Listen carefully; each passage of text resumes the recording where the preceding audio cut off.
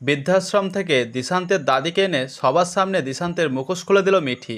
হ্যাঁ বন্ধুরা, আজকের পর্বের আপডেটটি শেষ পর্যন্ত দেখুন। আমরা দেখব মিঠি বৃদ্ধাশ্রমে যায় সবাইকে রাখি পরাতে। সেখানে একজনকে দেখতে পায় মিঠি আর বলে, তুমি এখানে কি করছো বৃদ্ধাশ্রমে? আমাকে চিনতে পারছো? আমি মিঠি। তখন সেই মহিলাটি বলে, তুমি জানো ও কবে আসবে? তখন মিঠি বলে, কে? তখন মহিলাটি বলে, দুশান্ত। যেটা শুনে মিঠি তো অবাক হয়ে যায়। তখন সেই মহিলাটি বলে, দুশান্ত আসবে, ও বলেছে মেয়েটা আর তার পরিবারের সাথে বদলা নিয়ে তারপর আমাকে নিতে আসবে। তখন এটা শুনে মিঠি মনে মনে বলে, তাহলে এটাই দুশান্তের সত্যি?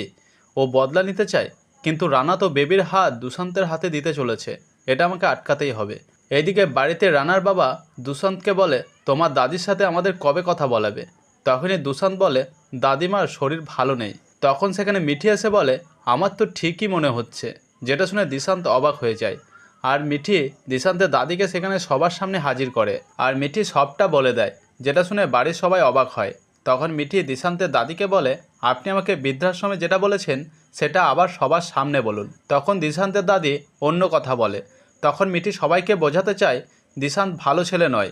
এরপরই দেখব দিশান্ত মিঠির বাবার কাছে যায় আর বলে, মিঠি ওই বাড়িতে যতদিন থাকবে বেবির সাথে আমার বিয়েটা হতে দেবে না।